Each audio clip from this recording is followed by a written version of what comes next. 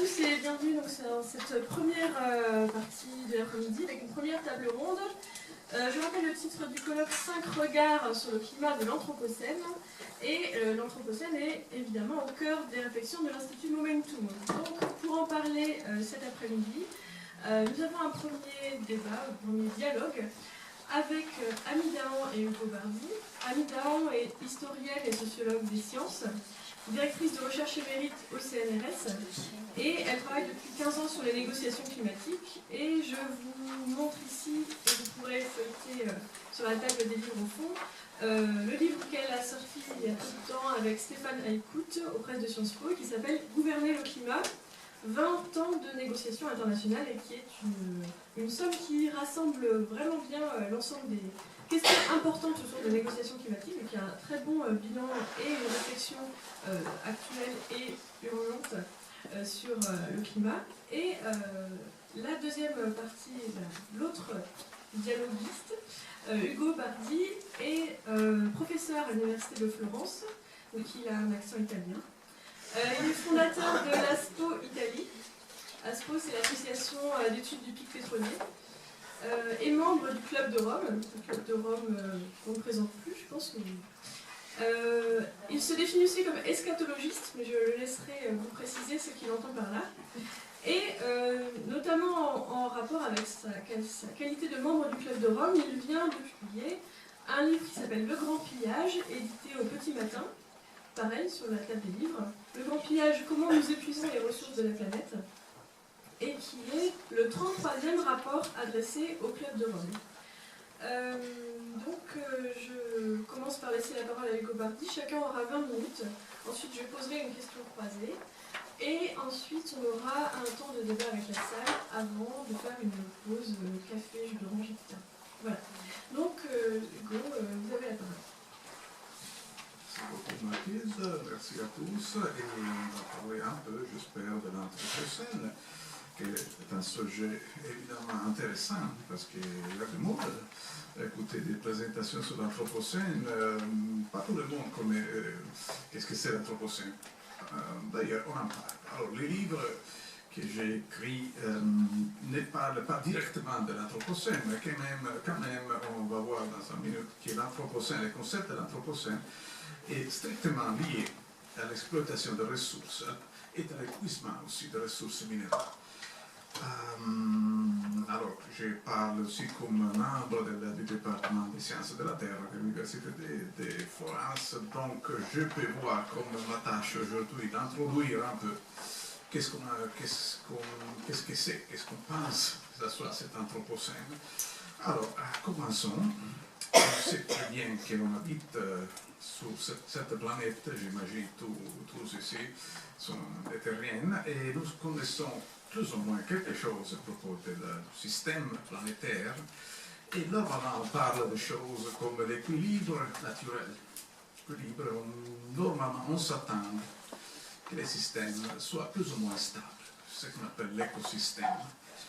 On parle d'équilibre, plus exactement, on devrait dire homéostase, mais enfin, c'est plus ou moins, on s'entend, on comprend ce qu'on veut dire.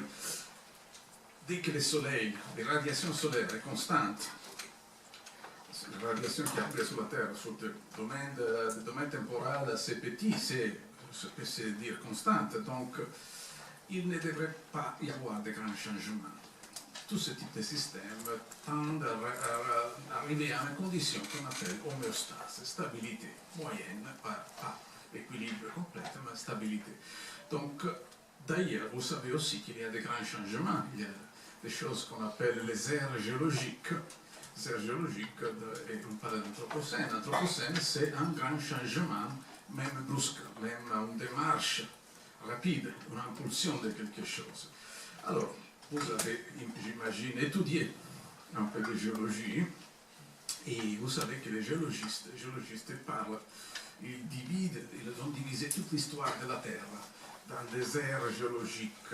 C'est bien compliqué, c'est beaucoup plus compliqué que ça. Mais ça, c'est une image intéressante parce qu'elle nous montre la relation entre les aires, les périodes géologiques et l'histoire de la biosphère, les données biologiques. la chose qui a donné, qui a généré la subdivision géologique de l'histoire de la Terre, c'est l'observation que souvent, entendu géologiquement, souvent on parle de centaines de milliers d'années normalement, au moins, et ça aussi n'est pas évidemment à l'échelle, parce que si on parle des milliards d'années, et ici l'Anthropocène, l'Holocène c'est 10 000, donc c'est pas à l'échelle, mais ça donne l'idée qu'il y a des changements brusques de la composition de la biosphère. Composition de la biosphère, qui a des crises de la biosphère, ou bien parfois on a des extinctions de masse. Ça arrive dans la Terre. La question, c'est pourquoi, pour quelle raison les systèmes, de temps en temps, deviennent instables. Et la raison, c'est l'autre partie du système, le système Terre est influencé par les radiations solaires et en même temps par le flux de chaleur qui vient du centre de la Terre, du noyau chaud de la Terre. Et ça, c'est différent parce que les radiations, les flux d'énergie géologique est irrégulier, change, et ponctuel, on peut le dire, on a des choses qu'on appelle les volcans, les tremblements de terre, on a beaucoup de changements. Alors ces changements sont brusques. Et disons qu'on sait, maintenant, c'est une découverte qu'il faut du temps pour y arriver, mais la majorité des transitions géologiques qui sont l'origine de la classification des aires géologiques est due à quelques changements géologiques, quelque chose qui a changé dans les flux des chaleurs qui viennent de l'intérieur, qui a changé beaucoup de choses. Je vous montre un exemple, disons, la chose la plus importante qui a causé les extinctions de masse dans le passé, c'est ce qu'on appelle en anglais large igneous provinces, et en français on devrait dire j'imagine, des grandes provinces ignéées ou des grandes provinces magmatiques. Et on peut s'imaginer, par exemple, ce qu'on appelle les Deccan Traps. Trap, c'est un mot scandinave qui veut dire simplement des marches. Et il y a 65 millions d'années, on pouvait penser qu'il y avait une région sur la Terre, de la dimension plus ou moins de la France, qui était complètement fondue au chaleur rouge. Et ça a changé beaucoup de choses dans la Terre. Ce type d'événements, des choses qui se passent dans l'histoire de la Terre, causent des changements énormes. Et les extinctions de masse sont liées normalement à ce type de provinces magmatiques qui causent des changements. LIP, Large Igneous Province, la grande province magmatique, c'est une des raisons principales des extinctions de masse. Et il cause principalement par l'émission de gaz serre qui cause le réchauffement global, qui cause l'acidification de l'océan, qui cause la pluie acide, et anoxique, on dit comme ça, anoxique, et autre chose comme l'acide sulfhydrique, des bactéries, des métabolismes anoxiques, et tout ça. Alors ça, il y a des changements brusques, extinction de masse. Vous avez entendu sûrement que les dinosaures ont été éteints, on dit comme ça, excusez-moi, en français, ça me vient dans la tête doucement, mais je me souviens tous les mots, mais il faut un peu de temps. Alors, les dinosaures ont été détruits par l'astéroïde. Bon, ils en discutent beaucoup encore, mais l'idée générale maintenant, c'est que n'était pas vrai. Les dinosaures ont été détruits par les provinces magmatiques des déclins. Il y a eu l'astéroïde tombé, il a fait des dégâts, beaucoup, mais enfin, l'idée générale, il faut faire attention parce que les géologistes s'engueulent pas mal sur ce sujet.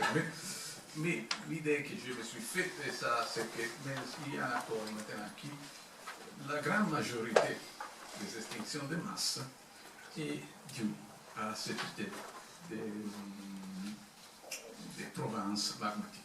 On a vu, comme vous voyez, il y a 5 épisodes d'extinction de masse. Le 5e, c'est celui des dinosaures, qui sont tous, il semble, dus à ce type de phénomène.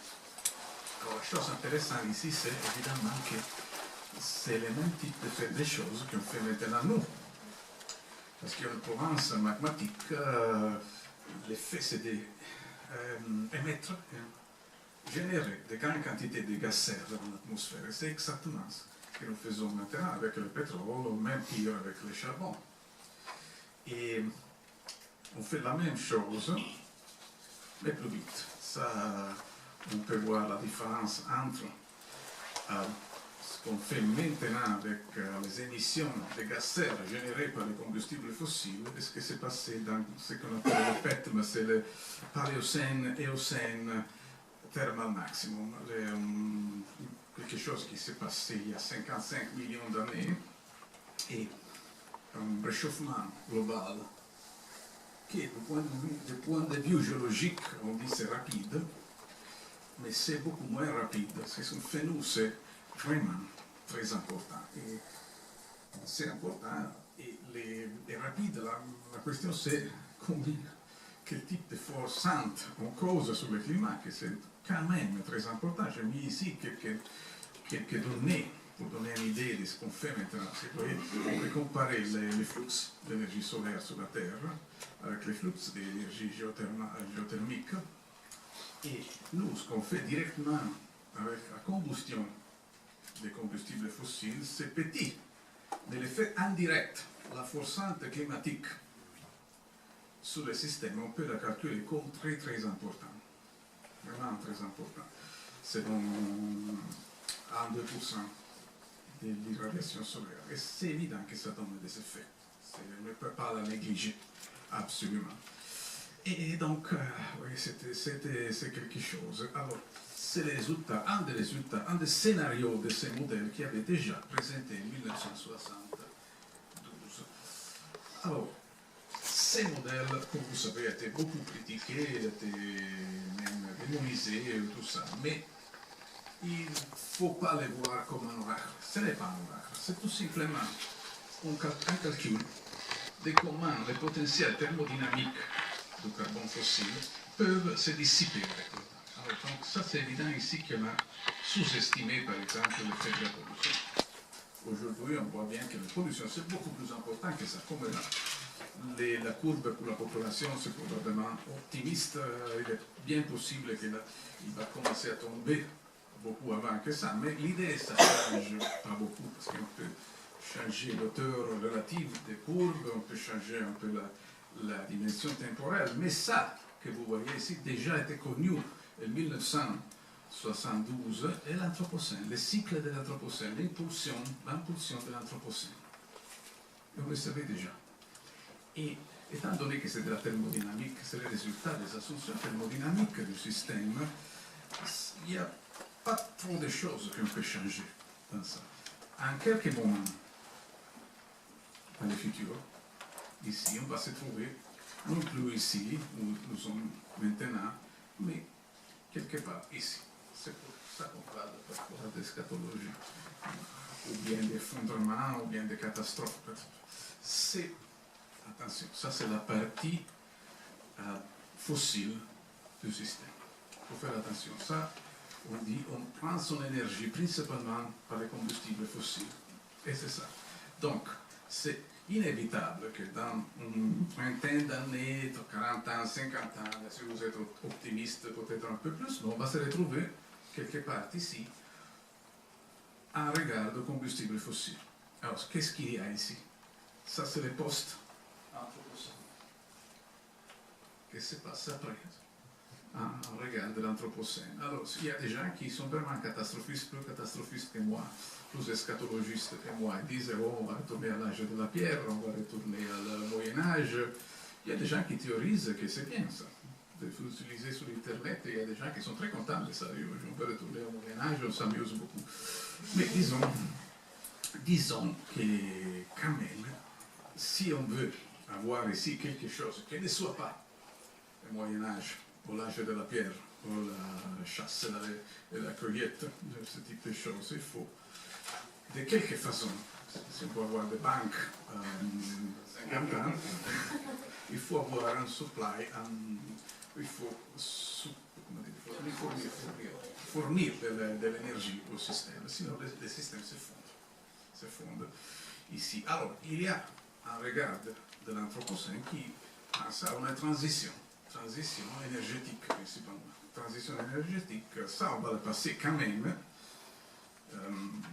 mais on sait, ben ou mal, bon, bien ou mal, on sait ce qu'on pourrait faire pour éviter de retourner à l'âge de la pierre. On le sait, hein? C'est marqué ici, c'est beaucoup de choses qu'on peut faire, vous les connaissez bien, si vous êtes ici, probablement vous vous occupez de quelque chose dans ce domaine. À part ça c'était l'autre histoire, ça c'est de la politique, Madame Dahan va parler de ça plus tard. Le problème c'est des gens qui ne veulent pas ça, mais normalement les gens, on voudrait ce type de choses, pourquoi on ne le fait pas? À part le problème politique. Il y a une raison que tout ça est beau, moins cher, mais cher. C'est cher, ça coûte quelque chose. Et ça coûte surtout en raison des ressources d'énergie. Comme déjà à l'époque, il y a des histoires, on savait déjà tout il y a longtemps. Déjà M. Jevons, en 1866, avait raisonné que la société industrielle est une conséquence de la disponibilité d'énergie. Il parlait du charbon, nous parlons d'énergie en général. Alors, évidemment, le charbon, le pétrole, le gaz sont toutes des sources qui ne peuvent pas induire pour longtemps, et même sont cause de dégâts immenses en termes de cas de changement climatique. Donc, il faut faire une transition en allemand di Energiewende, transition énergétique. C'est une chose qu'on voudrait faire. Alors, je vous montre un deuxième regard sur l'Anthropocène. Maintenant, c'est un modèle différent, un calcul que nous avons fait avec les collaborateurs Gouridis et Xala. C'est plus ou moins la même chose, la même échelle, mais ici c'est bien différent. Ici, on pense, on étudie l'idée qu'on peut substituer complètement les combustibles fossiles avec des énergies renouvelables. On peut le faire. Ça, c'est de la physique, c'est de la thermodynamique aussi. Parce que comment on peut le faire, ça? Si on veut remplacer le pétrole ou le charbon avec du photovoltaïque, par exemple, il faut construire des systèmes photovoltaïques, mais maintenant on peut les construire uniquement parce qu'on a l'énergie qui vient du pétrole.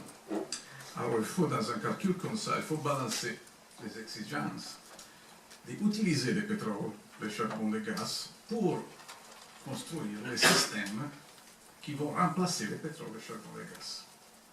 Et ça, c'est une question d'énergie, de quantité, des limites d'émission. Parce que si on a ici, toute l'histoire ici, c'est de couper l'utilisation du pétrole et de l'énergie fossile en général, avant qu'on passe la limite établie par le... non, il n'y a pas une limite précise, mais enfin, disons qu'on essaye de limiter la possibilité d'arriver à un changement climatique qui n'est plus qui marche tout seul à un certain moment. Et c'est possible. C'est possible du point de vue énergétique. On a assez d'énergie pour le faire. Le problème, c'est combien ça va coûter. Alors, nous, on a fait un calcul énergétique de ressources. Il y a d'autres qui ont fait un calcul monétaire avec et il y a, peut-être vous l'avez vu, ça fait longtemps que Greenpeace a sorti un rapport où ils ont calculé que cette transition ici va coûter 50 trillions de dollars. À peu près 1 trillion de dollars par an. Pour comparer, vous probablement savez que ce qu'on dépense maintenant, c'est plus ou moins 290 milliards de dollars pour l'énergie renouvelable, pour le développement de l'énergie renouvelable. Donc, déjà, selon Greenpeace, il faudrait augmenter d'un facteur 3. Selon notre calcul, il faudrait l'augmenter au moins d'un facteur 10. Plus probablement, ça c'est un peu difficile pour la banque, on commence à parler de 10 trillions de dollars par an. Je ne sais pas si vous avez fait, pour essayer. Disons que arriver à ça, c'est presque impossible. Parler de 10 trillions de dollars pour 50 ans, c'est un pêcheur. On arrivera quelque part. Entre les le collapse total et entre les déplacements total, on a quand même des situations intermédiaires. Et ça sert principalement pour vous donner une idée de la tâche qu'on a, parce que ce n'est pas évident qu'on y arrivera à ça. C'est pour ça qu'il y a quelques préoccupations sur ça. Mais je crois qu'on arrivera quand même à faire quelque chose, parce qu'il y a la technologie, on a la capacité, on a beaucoup d'idées sur comment le faire. Et je dirais que ça, c'est une image de l'Anthropocène qui est inspirée un peu parce que des dernières choses que le pape a dit, que c'est une responsabilité. On est tous papisés. J'imagine vous aussi, parce que il y a aussi bon, mais bien, c'est vrai, j'ai l'impression que, excusez-moi, ça c'est un dernier mot sur ce sujet, j'ai l'impression qu'il a vraiment raison. Honnêtement, j'ai commencé à faire des chercheurs, ça fait des années, des chercheurs scientifiques, j'imaginais pas que j'allais apprendre comment faire mon métier du pape. Mais enfin, il a raison. Les êtres humains et les radis, ils ont une responsabilité vers la Terre. Et ça, c'est le concept, je crois, de base de l'Anthropocène. Alors, je m'arrête ici en remerciant l'Édouard Berron.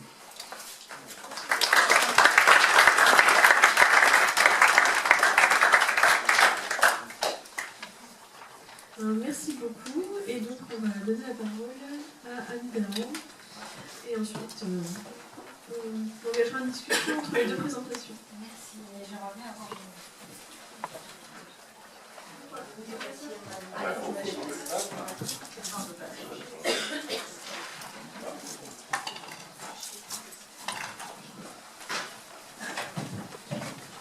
pour la caméra.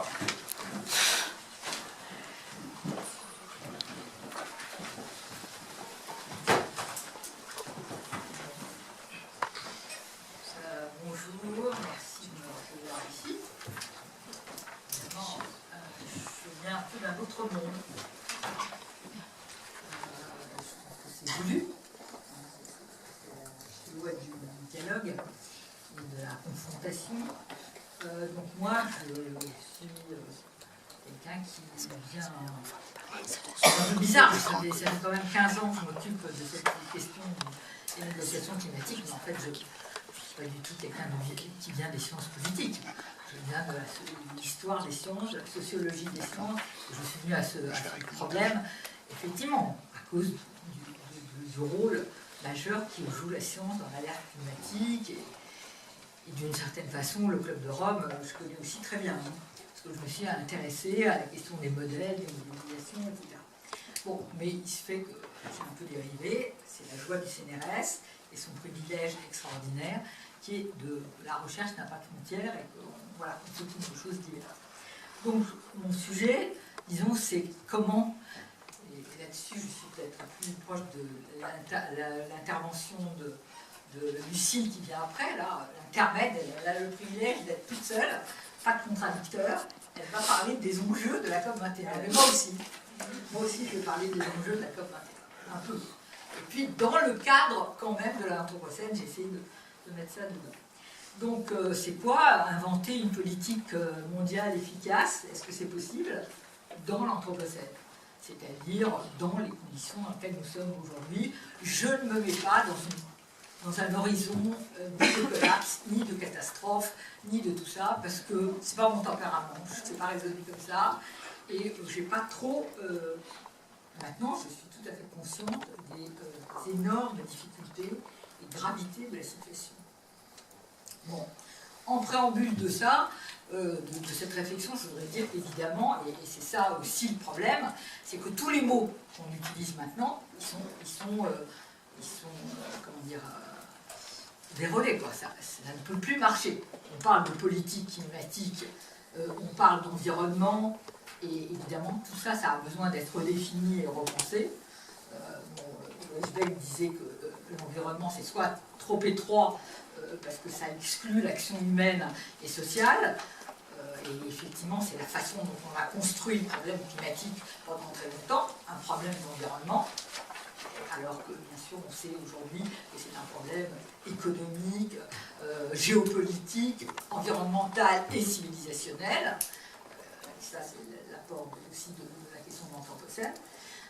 Donc soit ça, soit justement trop large et suicidaire si on inclut toutes ces questions, mais parce qu'à ce moment-là, on ne pense absolument pas le politique au niveau du méta-changement nécessaire pour y arriver. Et donc on est là-dedans, et moi je suis aussi là-dedans, parce que je n'ai pas non plus le surplomb nécessaire pour avoir repensé toutes les catégories, etc. Et que bien sûr la thèse de l'Anthropocène invite aussi à balayer. Donc simplement je dirais qu'on a des dichotomies dont on sait qu'elles ont été brouillées par le changement climatique. Je les rappelle, nature-culture, sciences politiques, local global, et il y en a d'autres, qu'il nous faut repenser la modernité, et que c'est dans ce cadre-là qu'il est absolument certain qu'un nouveau contrat social est vraisemblablement nécessaire, même si moi, du point où j'en suis, je ne suis pas capable, à l'heure actuelle, de penser dans cette généralité la question, mais il me semble que si on doit réfléchir à tout ça, c'est l'ensemble de ces questions qu'il faut prendre en main. Bon, deuxième préambule, mais ça c'est beaucoup plus étroit, les mots même de gouvernance que je vais utiliser, que j'ai utilisé aussi avec Stéphane dans notre livre, dans la gouvernance mondiale onusienne, etc., c'est un terme que nous utilisons avec énormément de réticence, de répulsion même, et parce qu'il charrie une conception apolitique et gestionnaire des problèmes. Il vient du New Public Management, c'est une rhétorique qui s'est imposée dans le contexte d'une économicisation extrême des enjeux et d'une technicisation de ces enjeux, et qu'il évite totalement des questions de pouvoir, d'asymétrie de pouvoir, de distribution des forces différentes. Donc c'est pour ça que, éventuellement, à la fin, nous avons introduit l'expression de gouvernementalité, qui est un peu compliquée, qui n'est pas claire, justement, mais qui vient quand même de Foucault et qui porte quand même la question des enjeux de pouvoir qui les met au centre. Bon. Ne polémique pas trop avec moi, Yves, parce que là, ça va être... D'accord. Exactement. Bon, mais c'est assez secondaire. Bon, ce que je voudrais dire, c'est que notre thèse centrale, un peu, nous ont entendu Stéphane et moi depuis quelques mois, bon, c'est pas un scoop, c'est que cette gouvernance, c'est un schisme de réalité. Ça veut dire qu'il y a un hiatus qui est énorme, qui est croissant entre ce qui se passe dans le monde et le développement de la réalité économique, compétitive, concurrentielle des pays, la situation géopolitique mondiale, etc., depuis 20 ans, et la sphère de cette gouvernance qui entretient l'illusion qu'elle maîtrise tout ça, qu'elle avance, qu'elle distribue des droits d'émission, etc. Et c'est aussi par rapport à ces questions-là que, bien sûr, j'aborderai tout de suite la question de la COP21 et les enjeux, et est-ce qu'on a changé ou pas. Hiatus corollaire de ce premier hiatus à deuxième, qui est l'immobilisme de cette gouvernance et la dégradation inexorable du climat avec l'alerte croissante des scientifiques sur la question, que évidemment je prends tout à fait au sérieux. Et donc notre livre, c'est l'exploration de ce schisme, de ces causes profondes et historiques depuis 25 ans et même davantage, enfin davantage depuis que le problème a été émonté à la conscience internationale. Donc à l'intérieur de la gouvernance, dans le régime onusien, mais beaucoup et surtout à l'extérieur, dans le contexte général de l'évolution du monde. Parce que on a beaucoup de critiques sur la gouvernance onusienne. Il est évident que la gouvernance onusienne, c'est un petit lorgnon pour voir le monde. Et le monde est beaucoup plus complexe que même toute cette fabrique de la lenteur de la gouvernance onusienne.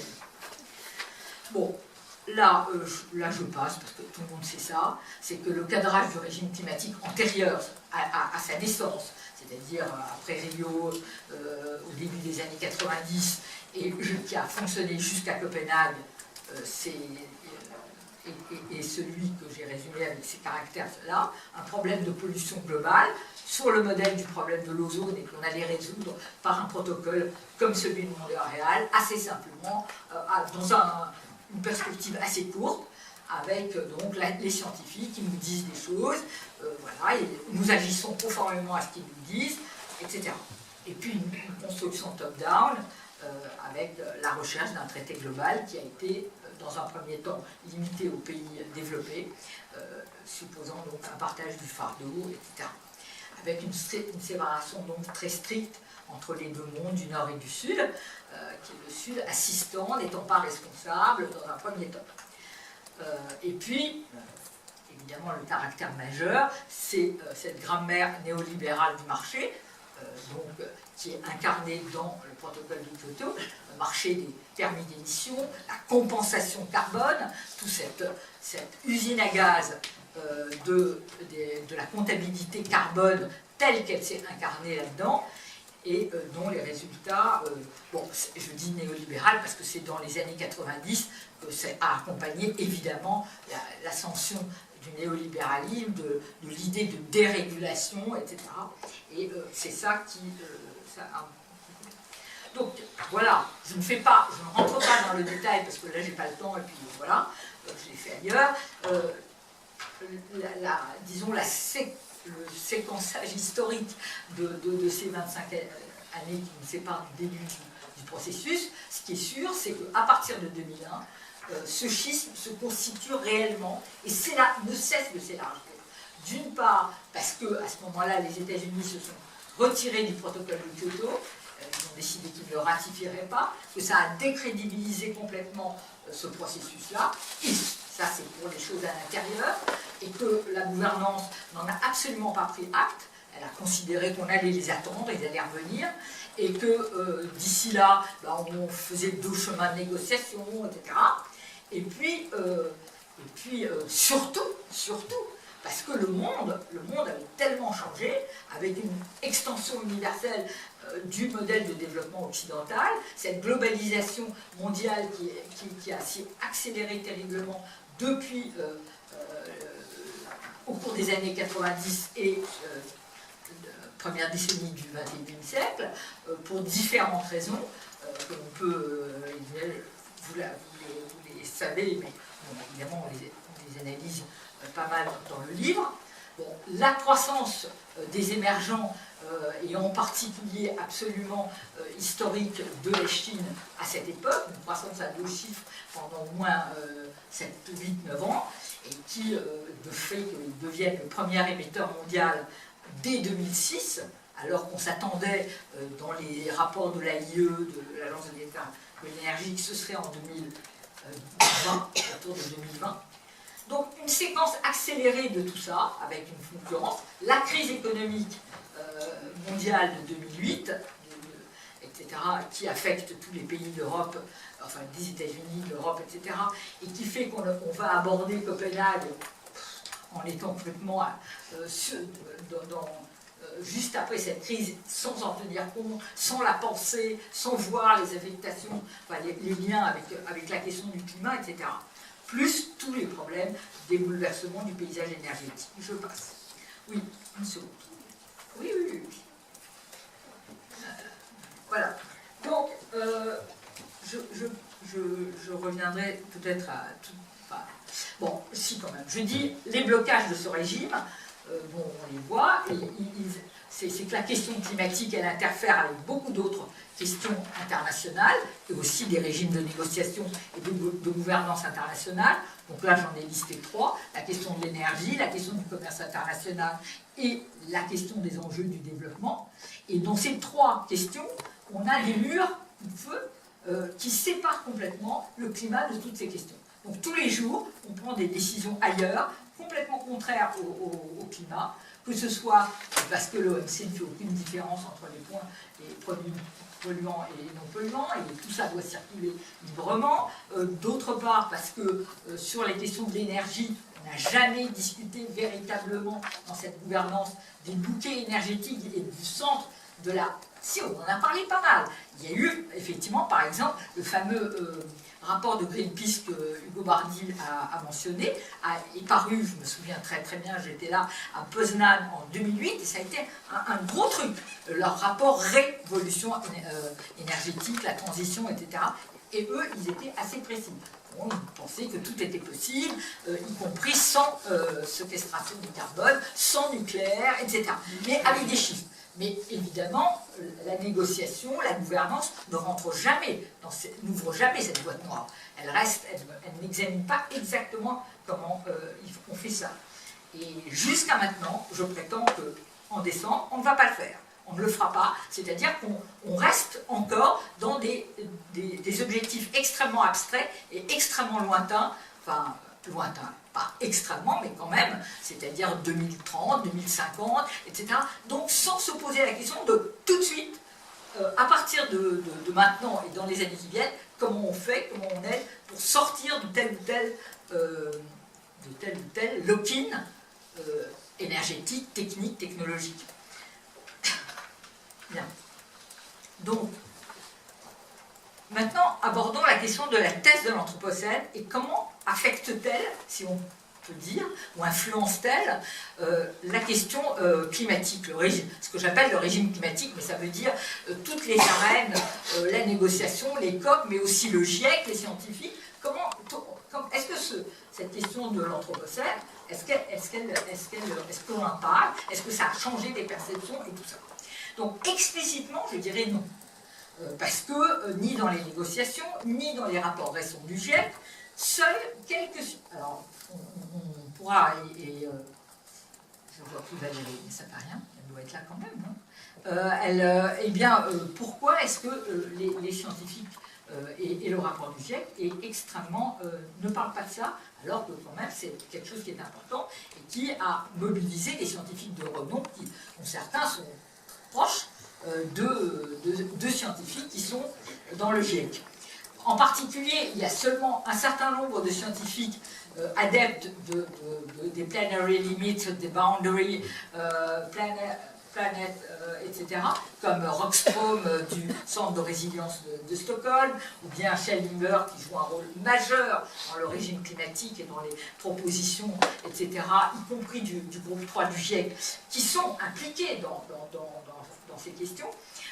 Mais il y a quand même une séparation très forte. La thèse elle-même de l'Anthropocène et ses implications est très très peu abordée. Il n'y a aucune allusion à la notion de finitude. Toute référence au Club de Rome, là il faut en parler, toute référence au Club de Rome de 1972 soulève des réactions extrêmement hostiles. J'ai été frappée de la violence dans laquelle, y compris des scientifiques, je vous le dis parce qu'il faut savoir que c'est comme ça. Les scientifiques, par exemple, les climatologues, j'ai fait des séminaires depuis 15 ans, je fais des séminaires, et le Club de Rome a été un de nos sujets. J'ai une thésarde qui a soutenu sa thèse sur le rapport de 72, etc. Bon, mais les scientifiques, non, ils ne veulent pas entendre parler de ça. Pourquoi ? La modélisation n'était pas bonne, elle est très mauvaise, elle nous a plombé pendant 20 ans, disent-ils. Le modèle était très mal construit. D'un point de vue économique, on connaît les critiques, ça, on connaît, et pourtant, et là, je ne m'associe absolument pas à ces critiques, hein, mais je vous tiens au courant, c'est tout. Hein. Je veux dire par là que je suis étonnée de pourquoi il y a cette hostilité. La seule limite explicite, et justement, on en a drôlement parlé, c'est celle du seuil des 2 degrés.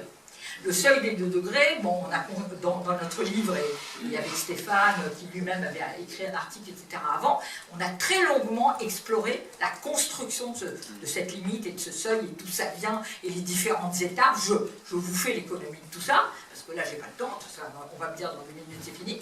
Mais bon, voilà, donc ça, je connais. Et c'est très coproduit entre les sciences et les politiques, l'Europe, etc. Donc, cette limite-là, ça reste, comment dire, on ne va pas jusqu'au bout de ce problème. Et là, je suis très critique vis-à-vis de ce seuil des 2 degrés. je ne suis pas la seule d'ailleurs, hein.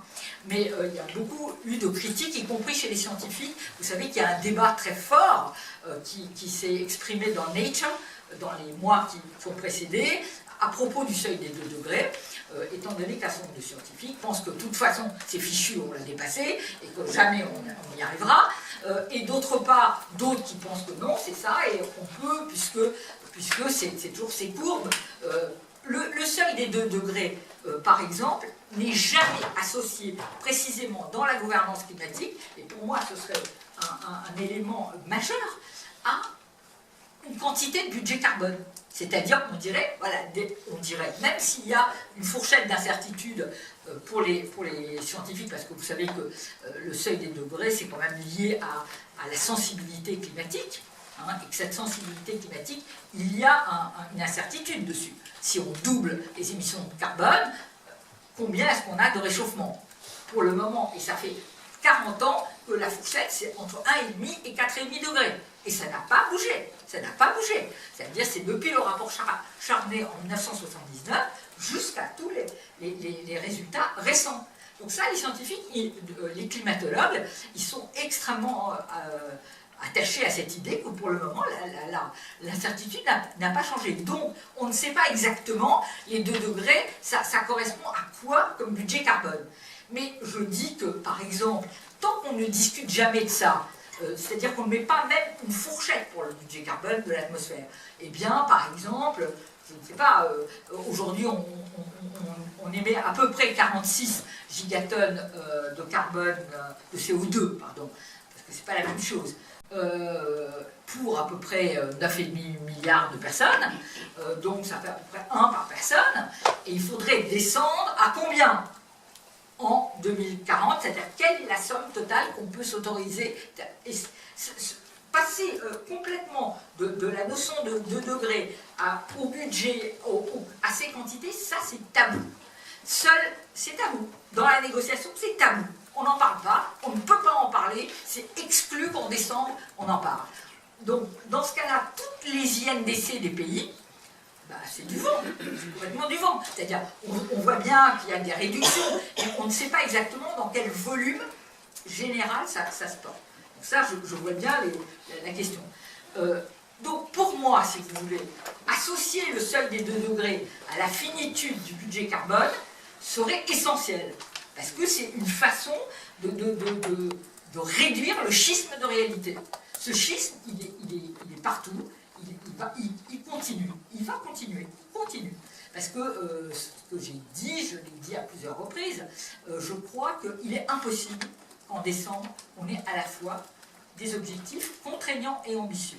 Ces 2 mots sont contradictoires, sont absolument contradictoires. C'est-à-dire que soit ça sera contraignant, il y aura un petit bout de contraignant, on dira les 2 degrés c'est contraignant, voilà, c'est dans la petite partie contraignante. Mais comme tout le reste est dehors du traité, tout le reste est à l'extérieur vous savez, il y a plusieurs cercles d'accords, quoi. Il y aura une petite partie contraignante, des choses qui sont autour, qui sont des décisions de la Convention, et des choses qui sont encore autour, qui sont ce que disent les pays. Ben ça, on les adjoint, mais c'est ni contraignant, ni une décision, c'est les pays qui disent qu'ils vont faire ceci et cela. Donc ça ça n'implique rien véritablement pour eux. Enfin, ils disent ça. Donc s'ils ont une grande foi en leurs propres paroles, c'est bien. Mais on a bien vu dans les années qui précèdent que le Canada a fait ceci, que l'Australie a changé, que les États-Unis ont... etc. Donc, et ça, il n'y a pas de droit environnemental pour le moment contraignant, même si Christophe m'explique toute la question de la justice est à repenser, et je suis d'accord avec lui, mais c'est quand même un long chemin. Voilà, donc tout ça pour dire, parce que je trouve qu'il faut que je termine, que les choses sont... bon, cet accord, peut-être qu'il y en aura un, mais vraiment, il ne va pas nous sortir de l'affaire. Et ça ne peut être qu'un premier pas vers une prise de conscience. Et voilà, avec des révisions constantes, voilà, il est certain surtout qu'une chose, par exemple, qu'on ne souligne pas assez, c'est qu'on va signer quelque chose là, mais ça sera mis en œuvre au mieux en 2020, c'est-à-dire qu'on perd déjà 5 ans alors que par rapport à tout ce qu'on dit, chaque année qui est perdue, c'est très grave, étant donné l'inertie du système et tout ce qu'on va continuer à faire. Donc voilà, donc je suis extrêmement, je suis extrêmement lucide et je suis pas... Voilà. Maintenant, néanmoins, je voudrais dire quelque chose, et ça, je trouve que Anthropocène, Momentum, tout ce que vous voudrez, j'aimerais bien vous dire une chose. C'est que la Caisse des dépôts nous a dit, on s'occupe de 2 transitions, enfin 4 même, mais je retiens les 2 premières, la transition énergétique et la transition numérique. Jamais ici ou ailleurs, quelqu'un ne s'est dit, il faut penser les 2 choses en même temps, parce que c'est vrai que ça c'est décisif. L'innovation sociale qui peut nous faire avancer, prendre en main, etc., un certain nombre de choses en ce qui concerne la transition énergétique, les changements de mode de vie, etc. Moi, je vois que autour de moi, il n'y a qu'une chose qui ne fonctionne, il n'y a qu'une chose qui se répand à une rapidité folle, c'est tout ce qui est lié aux technologies numériques. Aux réseaux sociaux, aux technologies numériques, à Uber, je ne sais pas, tout ça. Airbnb, en 3 ans, des pans entiers de la société sont disqualifiés ou changés, etc. Et quel que soit le discours sur le discours, y compris de la protection sociale, ou des droits des taxis, ou des je ne sais quoi, les gens s'en fichent. Bon, ils ont expérimenté un truc, ça leur convient, individuellement ils ont plus de latitude, etc. Ils le font. Donc, comment ils le font et ça ne les gêne pas. Donc je trouve qu'il faut quand même qu'on arrive à réfléchir ensemble, nous qui avons une conscience un petit peu plus claire des dangers à venir, voilà. Parce que moi, je pense que ce n'est pas absolument exclu que dans certaines conditions, par exemple, des villes, les méga-villes, parce que les villes, la transition des villes, c'est un problème énorme. Bon, eh bien, faire entrer la nature dans les villes, par exemple, planter, je sais pas moi, dans Paris, dans les balcons, dans les étoiles, les terrasses, les machins, partout.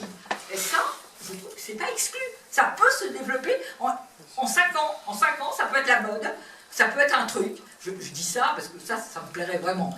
Mais etc. quoi. Non mais je veux dire, je m'arrête là-dessus. Merci.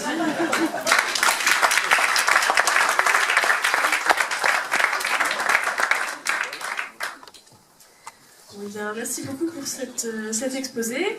Moi j'ai l'impression qu'un point qui vous intéresse tous les deux, qui vous préoccupe tous les deux, c'est le fait que l'Anthropocène et la crise climatique ou les problèmes des minerais, la disponibilité des ressources fossiles, tout ça c'est l'histoire de finitude. Or on a beaucoup de mal à poser la finitude comme une contrainte, à accepter qu'il y a des limites et à réfléchir à l'intérieur de ces limites. Donc, qu'est-ce que j'aimerais savoir ce que vous pensez tous les deux d'une proposition qui avait été faite par l'association pour l'étude du pic pétrolier, l'ASPO, à l'initiative de son fondateur Colin Campbell, qui était géologue, qui était de proposer un protocole qui s'appelait protocole de Rimini, et qui a l'intérêt par rapport, par exemple, à des négociations sans fin sur les émissions de gaz à effet de serre. Le protocole de Rimini propose au contraire de limiter la quantité de ressources fossiles qui est extraite. Donc le contrôle se fait en amont et il suppose de contrôler moins d'acteurs et de mettre moins que 198 acteurs d'accord. Donc j'aimerais avoir votre avis tous les deux sur ce sujet. À mon avis, c'est une façon d'envisager l'idée de budget carbone dont vous parlez. Sauf que là, c'est un budget fossile, donc on réfléchit en amont plutôt qu'en aval. Et j'aimerais aussi avoir l'avis de M. Bardy là-dessus, puisque c'est une façon de créer une institution qui tient compte des limites des ressources fossiles. Voilà. Mme Daron, peut-être premier. Oui, mais en termes politiques, je pense que... C'est la fin du bottom-up, d'avoir un budget. Le bottom-up, attends, c'est un truc qui a eu lieu. Je ne peux pas dire que j'étais à l'initiative du bottom-up. Je suis une observatrice. Certes avisée, enfin j'espère, mais pas une... Je ne vais pas directement la manette du pouvoir. Ce que je trouve intéressant dans ce... je n'ai pas lu enfin, je n'ai pas lu vraiment le truc, mais effectivement, moi je crois, mais c'est plus général que ça. C'est-à-dire aujourd'hui, par exemple, on considère que le carbone est beaucoup plus, ses émissions sont beaucoup plus dangereuses que celles, y compris du pétrole ou du gaz. Donc, est-ce que, par exemple, on considère qu'il faut vraiment mettre l'accent sur le charbon, plus que le reste, ou avant le reste, parce que il y a en plus la plupart des choses, enfin l'électricité qui vient du charbon, etc., il y a d'autres possibilités de faire de l'électricité, alors que pour le moment, pour certaines choses, c'est plus difficile de se passer du pétrole.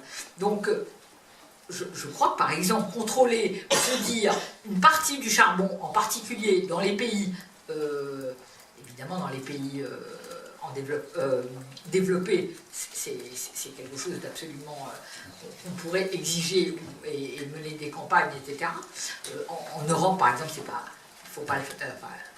Voilà, le pétrole, la Pologne, bon, le renouveau du charbon en Allemagne, même si c'est très peu, hein, parce que l'énergie Gewende allemande est quand même extrêmement intéressante. Elle a une mauvaise presse en France, mais c'est scandaleux. C'est tout simplement le lobby nucléaire français qui fait que l'Allemagne, de ce point de vue-là, est mal jugée. Je pense que le tournant énergétique allemand est extrêmement intéressant quand même. Mais oui, contrôler, se dire, on négocie. Il y a eu par exemple récemment dans la recherche un chapitre dans le nouveau livre qu'a publié Nadia Maïzi, qui est titulaire de la chaire de prospective climatique à Sophia Antipolis. Il y a un chapitre, enfin, elle réunit des travaux de thésards ou de jeunes chercheurs, enfin, peut-être même moins que thésards, en master, etc., sur un certain nombre d'exemples, qu'est-ce qu'on pourrait faire, comment est-ce qu'on peut explorer. Eh bien, par exemple, ils étudient la question pétrolière. Il y a le Moyen-Orient, en gros, et les pays pétroliers contrôlent 88% de la distribution du pétrole mondial, c'est-à-dire, et qui est lui-même à l'origine de 34% des émissions. Bon, si on veut réduire ça drastiquement dans les années qui viennent, eh bien, disent cette étude, et c'est d'ailleurs ce que disent aussi un certain nombre d'économistes du GIEC et d'autres, il faut trouver des formes de compensation, de transition, etc. Bon, évidemment, ça paraît surréaliste. Compenser l'Arabie Saoudite de ne pas exploiter son pétrole pour, je ne sais pas faire quoi d'autre, enfin investir, mais investir dans le solaire ou investir ailleurs, parce que c'est une des puissances financières mondiales énormes aujourd'hui, dispose d'un capital financier absolument gigantesque et dont on a besoin pour la décarbonisation de l'économie. Bon, ça demande des études extrêmement précises et sérieuses. Je ne suis pas moi-même économiste et donc je ne suis pas rentrée dans le détail de ça. J'ai lu tous ces papiers, je vois qu'un certain nombre de choses maturent, mais oui, on ne peut pas faire l'économie de tout ça. Bon, alors, vous m'entendez? Oui, alors premièrement, c'est une question très intéressante. Avant, laissez-moi remercier Mme Dahan pour son exposé qui était vraiment intéressant. Je voudrais noter qu'heureusement, elle a commencé disant qu'elle n'est pas catastrophiste. Je ne sais pas si vous avez noté ce qu'elle a dit après. D'ailleurs, l'histoire du... Je suis très pessimiste, mais je ne veux pas. Voilà, exactement. L'histoire du protocole de Rimini. C'est très intéressant, vraiment intéressant. Premièrement, je pourrais dire que M. Campbell, qui a inventé l'idée du protocole de Rimini, c'était vraiment un innovateur. Il est toujours le grand vieux de Aspo, mais c'est une idée trop avancée pour son temps. Ça fait 10 ans, il est déjà arrivé à l'idée qu'il faut laisser une certaine quantité de pétrole sous terre. C'est-à-dire, quand on a commencé à s'occuper du pic du pétrole, j'ai commencé à le faire en 2001, exactement le 11 septembre de 2001. de 2001, c'est quand j'ai commencé à penser qu'il y avait quelques problèmes avec le pétrole. On a discuté beaucoup. Est-ce que le problème, c'est l'épuisement ou le changement climatique? On va épuiser le pétrole et ça va nous sauver du changement climatique, ou le contraire, au contraire. Bon, maintenant, c'est décidé, je dirais, le problème, c'est clair. Le problème climatique est beaucoup plus important, plus sérieux, plus dangereux de l'épuisement. Il a fallu du temps pour le comprendre, parce qu'à l'époque, on ne le savait pas, mais c'est comme ça. D'ailleurs, quand même, il ne faut même pas négliger le problème de l'épuisement, parce qu'il y a ça aussi. Il y a les deux problèmes qui sont strictement liés. Et donc, comme justement Mme Dahan a dit, il y a ces problèmes. Ce n'est pas normalement quantifié dans les discussions. On n'en parle pas très souvent des limites de ce qu'on peut faire, de ce qu'on peut extraire et brûler comme combustible fossile. Je vais vous montrer les données du calcul que nous avons fait, moi et mes collaborateurs. Parce que je voulais les savoir, moi, je suis intéressé. Voyons comment ça marche. Je ne vais pas les publier, j'espère. Mais ça ne passe pas dans les négociations climatiques. Il n'y a vraiment pas ça, justement. Et ça, c'est un problème que je ne sais pas résoudre. Je peux le poser, mais je ne sais pas le résoudre. Et donc, je laisse à vous de proposer quelque chose. Bon, donc on a des micros et on a un moment pour des questions. Alors, est-ce qu'il y a beaucoup de questions pour l'instant? Christophe?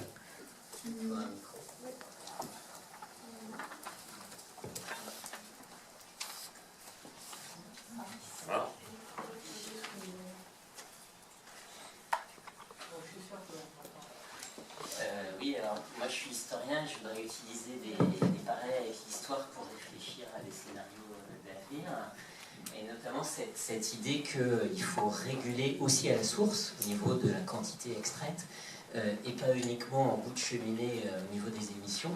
C'est quelque chose qui a été très important dans la fin de l'esclavage. C'est-à-dire que ça va au début, à la fin du 18e et au début du 19e, on a eu des intérêts des planteurs et des gouvernements des Antilles qui consistaient à dire on va réduire l'importation des esclaves et on va les produire sur place. Donc on va pouvoir stopper la traite tout en maintenant le système esclavagiste. Finalement, on a eu des solutions beaucoup plus radicales d'abolition complète qui sont imposées au 19e et une flotte britannique et une flotte américaine qui ont été sur les côtes africaines pour stopper le trafic. Donc il y a eu une force militaire qui n'était pas dénuée d'intérêts géopolitiques, bien sûr, hein, des forces militaires qui ont régulé la ressource à la source. Du coup, j'aurais envie de faire le parallèle sur les trois sphères dont parlait Annie, la sphère des politiques énergétiques, la sphère du commerce international et la sphère du développement. Si on fait l'équivalent de ce qu'a été la transition post-esclavagiste et puis la transition qu'on cherche aujourd'hui, on pourrait dire que la sortie de l'esclavagisme, du point de vue du couplage avec la sphère énergétique, ça a été le charbon, qui a été un des facteurs qui a facilité la sortie de l'esclavagisme et en même temps nous a fait rentrer dans l'Anthropocène. Du côté du commerce international, ça a été l'hégémonie du Royaume-Uni, qui a été la première à changer les règles du jeu et qui s'est imposée comme la puissance à ce moment-là. Et du côté du développement, ça a été les politiques de colonisation en Afrique. Donc on a utilisé la ressource de travail des Africains sur place et non pas en Amérique. Donc on a eu un ensemble de transformations des trois autres systèmes dont tu parles qui ont permis la fin de l'esclavage. C'est pas forcément une histoire merveilleuse tout ça, c'est l'impérialisme et tout ça, mais malgré tout, effectivement, on a pu sortir de l'esclavagisme en jouant sur les trois systèmes. Du coup, j'ai envie de réfléchir en termes de scénarios pareils. Du côté des politiques énergétiques, est-ce qu'on va aller vers un scénario, on va dire, décroissant, équitable, des politiques de descente énergétique et des renouvelables d'un côté, ou autre scénario qu'on pourrait appeler capitalistique et inéquitable, vers pas beaucoup de descente énergétique, mais beaucoup d'énergie renouvelable avec des innovations technologiques, du numérique, des smart grids, etc. Du côté du commerce équitable, est-ce qu'on va aller plutôt du côté de la relocalisation ou est-ce qu'on va aller plutôt vers des nouvelles formes de marchandisation sur les services, des choses non pondéreuses si vous voulez, les services essentiels de la vie, ce qu'on respire, notre cadre de vie, les services écosystémiques, etc. Et une hégémonie des GAFA, hein, des grandes entreprises mondiales du numérique, qui serait l'équivalent de l'hégémonie des majors du pétrole sur le XXe siècle et sa géopolitique. Et puis dans la troisième sphère, celle du développement, est-ce qu'on va aller vers l'abandon même du paradigme du développement et des sociétés post-croissance, ou est-ce qu'on va aller dans le deuxième scénario, vers des sociétés duales, où on aurait d'un côté une élite d'humains connectés et augmentés, et de l'autre une sous-humanité qui serait la victime des changements climatiques, des catastrophes, etc., qui n'auraient pas été complètement enrayées. Merci. Alors, je vous pose la question à la fois en termes de lecture politique de ces deux scénarios et de lecture thermodynamique ou en termes de ressources minérales.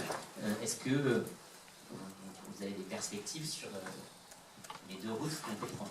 Merci Christophe. Il y a une question ici devant. Yves, tu peux donner le micro, s'il te plaît. Oui, bonjour. J'ai été interpellé dans la présentation de M. Bardi, où il dit que pour faire la transition, construire, on va avoir besoin, il dit du pétrole, mais en gros de fossiles, pour construire ce qui va le remplacer. Effectivement, dans le monde nucléaire, on a un débat entre ceux qui sont pour l'arrêt immédiat et ceux qui sont pour la sortie progressive. Sortie progressive, on tolère le nucléaire en attendant que le renouvelable le remplace. Arrêt immédiat, on prend du fossile pour l'arrêter le plus vite possible. Voilà. Et après, on se pose les questions des apories, comme on dit, de la société industrielle. Voilà, sachant qu'il est plus facile d'obtenir un consensus sur l'arrêt du nucléaire que sur la sortie de la société industrielle telle qu'elle est. Donc, est-ce que c'est dans ce sens-là que vous dites qu'on va avoir besoin de fossiles pour construire ce qui va le remplacer, ou est-ce que ça a un autre sens? Une autre question avant qu'on fasse les réponses? Oui, on a parlé du protocole de Montréal qui a interdit les CFC parce que la communauté scientifique a révélé, après expérience en labo, que les CFC, c'était un marteau qui faisait éclater l'ozone en strato et que aucun progrès humain pouvait faire cesser cette destruction. On entrait dans un nouveau paradigme, l'homme était capable de changer l'ozone. Le trou d'ozone était sur 60 ans et on n'est pas sorti de l'auberge. La Convention de Montréal est un outil dans la boîte à outils. Comment sortir? Il faut absolument que dans l'enjeu carbone, on ne se mette pas dans le deal, dans le consensus international, c'est dans tous les traités. Il faut partir des conventions. C'est une boîte à outils qui a été utilisée sur les mines antipersonnelles, sur les armes bactériologiques et chimiques. C'est à partir d'États décidés à avancer que les autres rejoignent pour arriver en effet à une sortie donc politique. Maintenant, un des points des menaces qui, pour finir, qui touche la planète, c'est pas simplement l'enjeu de l'épuisement de nos ressources, c'est le point singulier, je connais bien le truc, c'est de la guerre nucléaire. Potentiellement, 100 armes nucléaires qui éclatent aujourd'hui sont capables d'entraîner un hiver nucléaire, catastrophiste.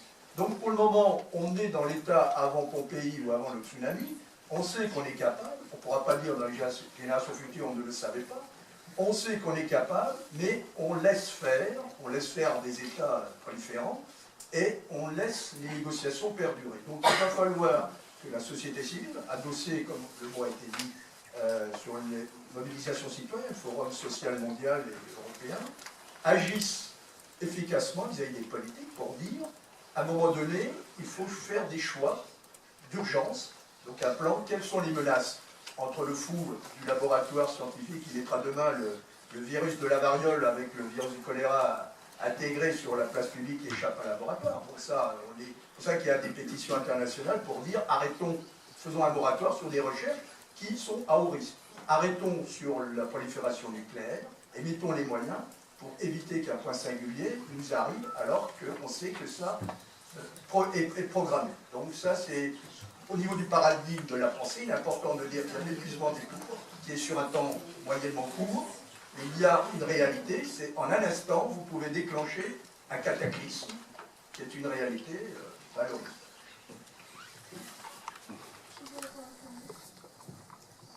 Moi, je veux bien répondre.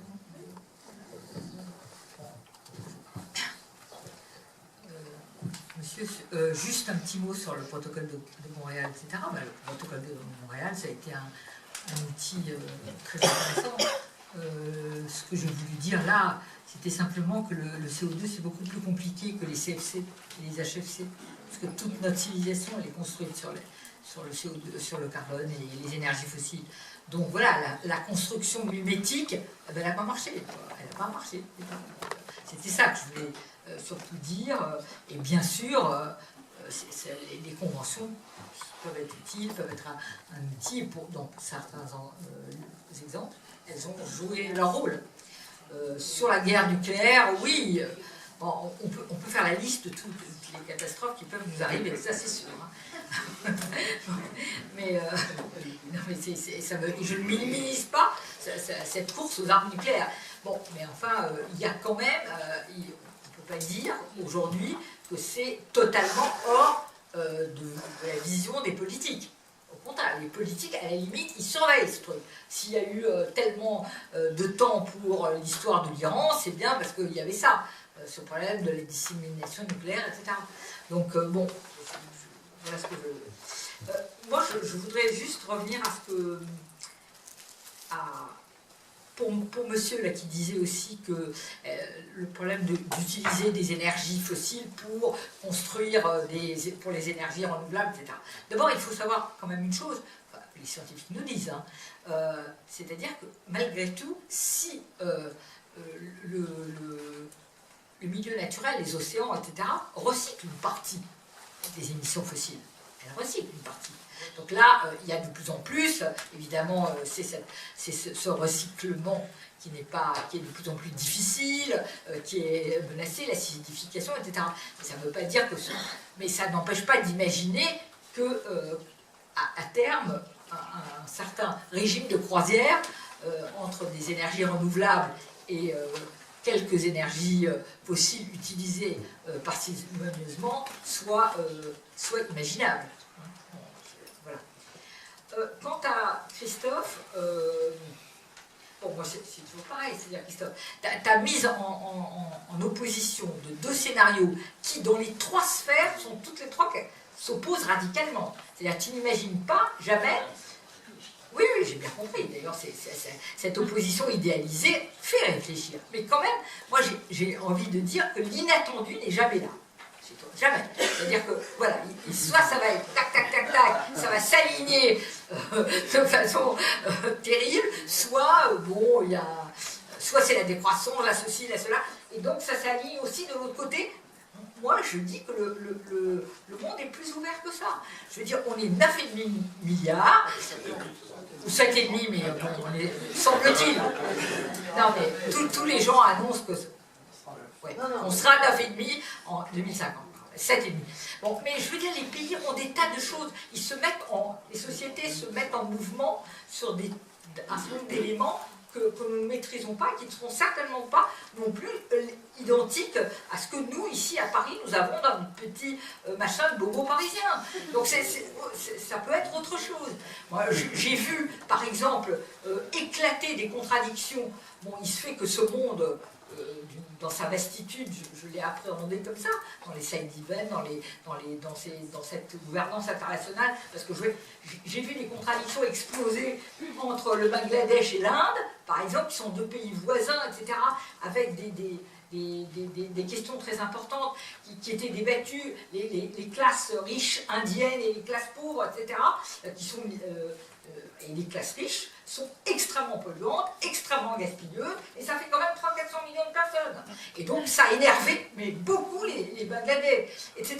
Donc je crois que les choses sont beaucoup plus, comment dire, complexes au fur et ce scénario que tu donnes, je n'exclus pas qu'il y ait des bifurcations entre ces différentes lignes, et que ce soit ni l'une ni l'autre qui l'emporte. Des questions comme Christophe, tu as dit vraiment beaucoup de choses, mais je ne suis pas sûr qu'est-ce que je pourrais dire sur ça. Disons qu'à mon avis personnel, on pourrait peut-être simplifier, disons, entre l'approche bottom-up et top-down, du bas au haut.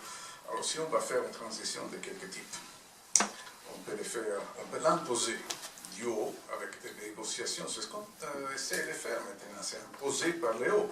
Parce qu'on parle de carbon tax, on parle de limites, c'est quelque chose que les gouvernements vont décider et l'imposer au peuple. J'ai l'impression qu'il faudrait penser un peu aussi au contraire, c'est-à-dire le concept qu'en anglais on dit empowering, comment on dit en français? En capacitation, s'il faut vraiment traduire. Je suis sûr que c'est ça la traduction. Les peuples qui font la révolution, tout ça, c'est ça. Et donc, je crois que si on donne au peuple la possibilité de bâtir de l'énergie eux-mêmes, alors ça changerait beaucoup de choses. C'est une approche totalement différente. À mon avis, le seul qui a une chance de marcher, parce que je ne suis pas trop convaincu que les négociations de Paris, les COP 21 vont changer beaucoup de choses. Honnêtement, je ne sais pas comment vous voyez là. Ça. Donc, l'autre question, si j'ai bien compris, c'était qu'avec le nucléaire, on fait exactement le contraire que j'ai dit qu'il faudrait faire avec les renouvelables. C'est-à-dire, j'ai dit qu'il faudrait utiliser l'énergie fossile pour construire des systèmes d'énergie renouvelable. Avec le nucléaire, on fait exactement le contraire. On détruise les systèmes, les réacteurs nucléaires pour les substituer avec de l'énergie fossile. Non, c'était pas. De façon transitoire pour arrêter immédiatement les catastrophes nucléaires, on utilise le fossile, et bien entendu qu'il faudra repenser la société. Alors c'est pas qu'une question technique, c'est pas du renouvelable, c'est la sobriété, c'est une nouvelle organisation. C'est ça. D'ailleurs, le problème, il y a une limite inférieure, une limite en bas à la quantité d'énergie qu'on doit produire. Si on limite trop, on n'en avait pas assez pour survivre. Alors, donc, s'il faut mourir pour éviter de mourir, ce n'est pas trop logique. Donc, il faut produire de l'énergie quand même, parce qu'on a besoin. On est 7 milliards sur cette planète. Disons que c'est possible qu'on va réduire ces nombres dans le futur, mais maintenant, on ne voudrait pas les réduire trop vite. Et donc, à mon avis, c'est la seule possibilité d'une contrainte thermodynamique au système. Il y a 3 contraintes. Produire assez d'énergie pour tout le monde, utiliser le moins possible d'énergie fossile, mais quand même assez pour faire la transition dans un temps assez rapide pour éviter l'épuisement total des fossiles. Et c'est tout. Après, il y a aussi la possibilité de la guerre nucléaire qui c'est intéressant. Il y a aussi l'hiver nucléaire. Mais je ne sais pas si ça c'est une solution au changement climatique. C'est quand même court terme solution. Espérons que ça n'arrive pas. C'est une très bonne Alors, réponse. il y avait d'autres questions, monsieur ici. Est-ce qu'il y en a d'autres? Monsieur avec la chemise à carreaux qui va demander. Excusez-moi, et s'il vous plaît, faites des questions courtes puisque nous devons bientôt passer la parole à Lucille Schmitt. Je suis Georges Méneb, directeur de recherche au CNRS. La question que je voulais poser, j'ai été très stimulé par la question que posait en passant, parce que vous avez un débit extrêmement rapide, Madame Dayan. Et donc vous avez parlé en une phrase, vous avez parlé de on a besoin d'un nouveau contrat social. D'un nouveau contrat social. On a besoin et ça me parle beaucoup parce qu'on a besoin d'une nouvelle alliance. Et quand Christophe tout à l'heure a parlé du nouveau mode de production qui pouvait être associé avec la disparition de l'esclavage, donc un nouveau mode de production qui permettait une nouvelle alliance où il n'y avait plus d'esclaves. De même, on a besoin d'un nouveau mode de production qui donne, où il y aurait eu... Enfin, dites-moi si ça vous paraît plausible d'imaginer une société où il y aurait plus d'agriculteurs, plus de gens, plus d'agriculteurs urbains. C'est-à-dire plus de gens qui vivraient en harmonie avec la nature, qui vivraient, qui produiraient leurs propres aliments sur place et qui seraient, qui vivraient en harmonie. Je ne sais pas, ce serait une nouvelle société où il y aurait, qui serait effectivement plus localisée, comme le propose Christophe, mais qui serait, qui produirait un nouveau contrat social, un nouvel échange, et où il y aurait des gens en harmonie avec la nature, aussi bien en Amérique latine, où il y a le Buen Vivir qui était très développé, en Europe, en Afrique et ailleurs. Est-ce qu'il y a d'autres questions? Une seule question, la dernière. Tic, tac, tic. Non? Bon, très bien, donc je vous laisse répondre. Oui, enfin, je m'excuse, effectivement j'ai été un peu rapide, et de toute façon je n'ai pas développé ce point du nouveau contrat social à inventer, je suis tout à fait d'accord avec vous, il est tout à fait imaginable qu'il y ait dans nos sociétés beaucoup plus de gens qui vivent dans des villes, mais différemment de la façon dont nous vivons maintenant, avec des choses... Et d'ailleurs, on le sent bien, on le voit bien, ça c'est assez facile à avoir, on voit bien les aspirations dans un pays comme la France, de gens qui vont vivre dans des villes moyennes, qui sont pas trop loin, pas trop coupés de la nature, où il y a des circuits beaucoup plus courts, qui ont envie de manger plus bio, qui refusent la bouffe industrielle, etc. Bon, et est-ce que ceci va se développer et devenir majoritaire ou des grandes masses? Peut-être, on peut le souhaiter. Mais je crois qu'effectivement, on ne peut pas tout anticiper, mais c'est ça qu'il faut imaginer. Je crois qu'on voit beaucoup déjà autour de nous, de différences d'attitudes vis-à-vis, y compris de la consommation, etc.